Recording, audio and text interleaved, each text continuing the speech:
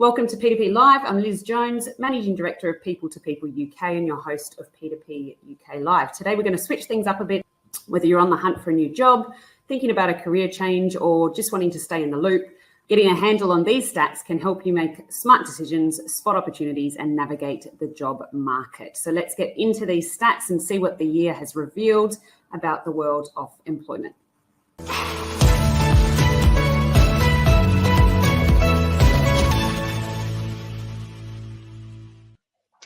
Thank you, Manish. And we are now joined by Hannah Scanlon, who is from our London, UK office. And Hannah, you're going to talk to us today about some tips for effective leadership and collaboration to manage remote teams. And you're working remotely today yourself? I am remotely today. So it's very fitting that I'm talking about this.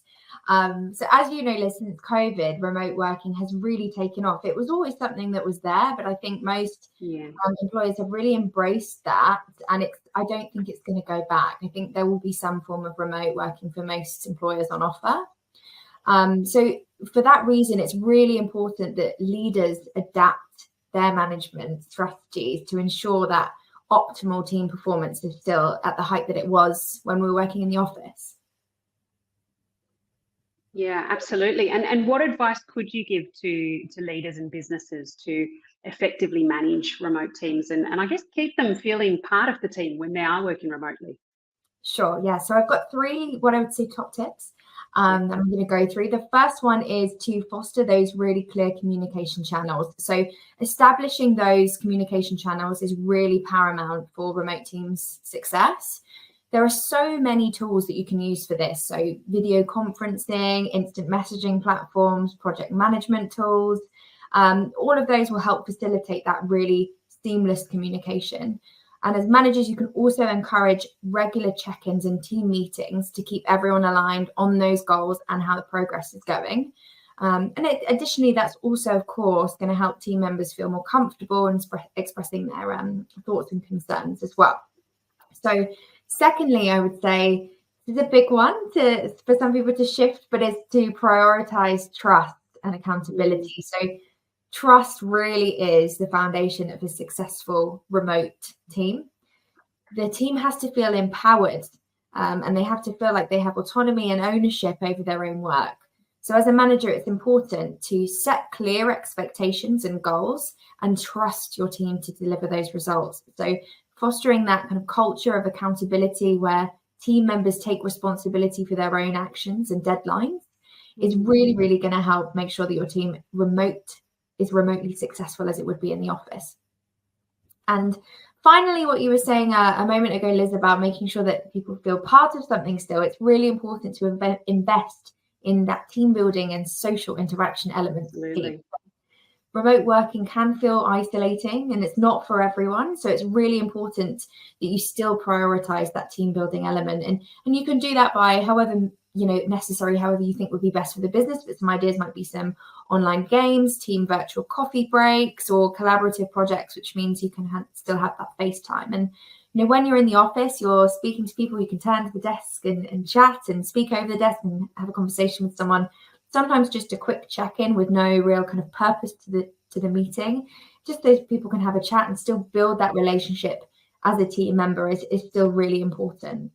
And of course, it boosts morale, which is always going to help you create a successful team. So I think by implementing those three basic tips, leaders can really effectively kind of navigate the challenges of remote working and foster that culture of collaboration, communication, as well as still having that productivity where it needs to be.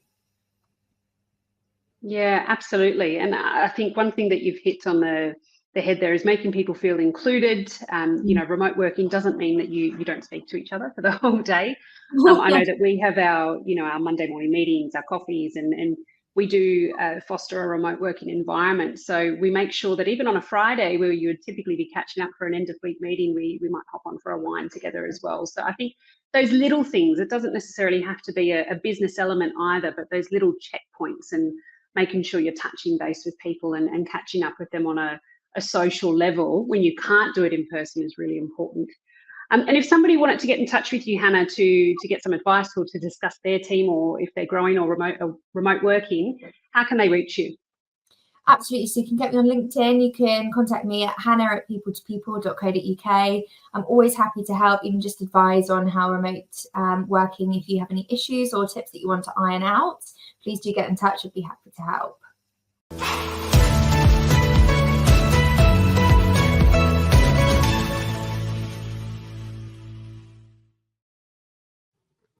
Thank you, Manish. We're now joined by the lovely Alia Shipos. Thank you, Ali, for joining us. Thanks for having me. Second one this week. We're on live together.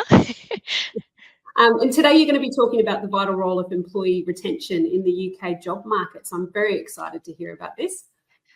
Yes, I think it's important to know that the UK job market is quite dynamic. So the importance of retaining employees cannot be overstated. With talent scarcity, economic fluctuations, and the shifting societal values that are shaping the employment landscapes, business face a crucial imperative to focus on retaining their staff. Yeah, absolutely. And how, I guess, what advice would you give to foster stability in the workplace? So retaining employees fosters stability within organisations. In an environment where change is constant, retaining skills and retaining skilled employees preserves institutional knowledge and industry experience, and it can provide businesses with a competitive edge. Absolutely. And as we all know, the cost of turnover is quite costly. So as a business, keeping costs down is really important. Yeah, it can be quite substantial. And I guess what's involved in that is recruitment expenses, training costs, productivity losses during that transitional period can amount to about 50 to 200% of an employee's annual salary. So retaining existing employees not only reduces these expenses, but also safeguards investments or the investment in that person as well. Absolutely. And another important thing, I guess, would be the reputation, brand reputation. Brand reputation is everything.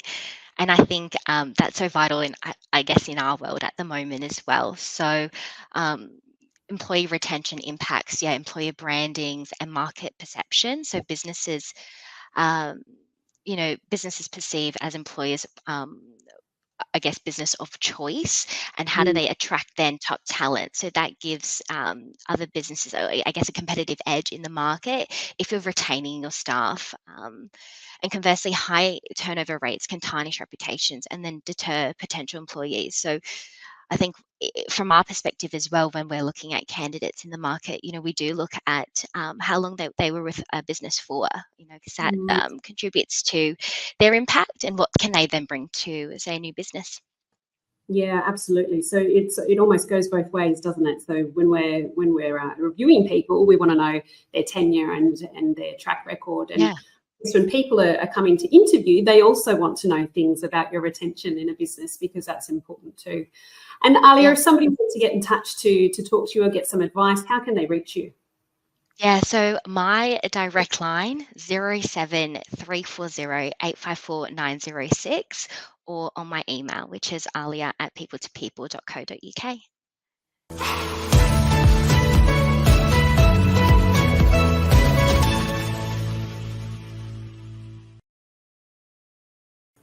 We are now joined by Maddie Lang, who's going to talk to us about some of the top emerging workplace trends to watch out for this year. Hi, Maddie. How are you?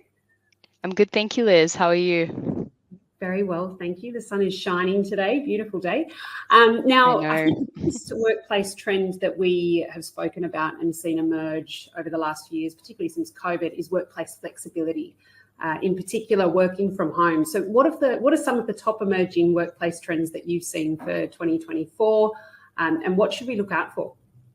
Yeah, definitely. So work from home and work flexibility was huge last year and something that we saw, and it is continuing to come through. But with 24, I guess, really well underway, we're starting to see some new landscape shapes and challenges be presented. So some of the bigger trends that we've seen emerge have been around influencing productivity, skill requirements, and job dynamics. So I guess one of the big changes that we've seen first is the integration of generative AI or chat GPT and different platforms like that. So they are a really big help and advantage to staff and businesses if they use it correctly in terms of increasing productivity levels. And while they do really hold, I guess, a really big kind of streamline potential to enhance efficiency, there is an impact. So it's really about knowing how to use these products and knowing how to have AI be a benefit your business and how this shift can be a really positive impact. So I think that's one of the biggest changes we've seen so far. Another really important shift that we've seen is all around skills or shortage of skills in particular sectors having the less workforce and what they really need. So with rapid advancements again in technology, there is a big demand for specialized skills to be continuing to surge and brought into the workplace, and continuous learning and upskilling as well will be really important for businesses if they're wanting to keep their staff numbers up high and continuing to develop within particular fields. So for instance, some examples would be within like manufacturing, production lines and different technologies that are being brought in as well as a big shift that we've seen. And I guess lastly, and again, it is all around that digital and kind of technology aspect. Another shift that we've seen is the rise of digital jobs doesn't seem to be slowing down. So businesses are increasingly having to rely on digital platforms and technologies to help with either how their staff are communicating just with working from home, how they're analyzing the data, as well as cybersecurity protection, and all of, I guess, these kind of topics and concerns that do come through when we all do start to work a bit more digital and I guess, be connected online rather than in person. So still common shifts around flexibility, technology, but I think now the really big impact or change that we've seen is around, well, how can we use these technologies to our benefit and how can it support a business? Yeah, absolutely. And 2024, what does that look like? Yeah, so it's been I guess a bit of a interesting kind of shift in the way that the year started to move forward, but it does seem really promising. There's lots of innovation and transformation happening within all different workplaces and businesses because of some of these trends that we just list. And I guess it's all about embracing these trends and helping your organizations and individuals to kind of thrive in this landscape and take advantage of all of the technologies that we do have available to us. So it's looking very promising, very exciting, and I think next year will be a very interesting space to see how we operate and kind of do our day-to-day jobs as well. Yeah, absolutely. We're definitely changing at a very fast pace. If someone wanted to get in touch with you, Maddie, to discuss this further or even chat about recruitment, how can they reach you? Yeah, so you can either send me a message on LinkedIn, give me a quick call as well, or send me through an email, which is maddie@peopletopeople.co.uk. But jump on our website, all our details will be there. And whether it's to discuss your workforce changes or recruitment or just any general questions that you have, would love to have a chat. Fantastic. Thank you for joining us, and I'm sure that we will see you online again shortly.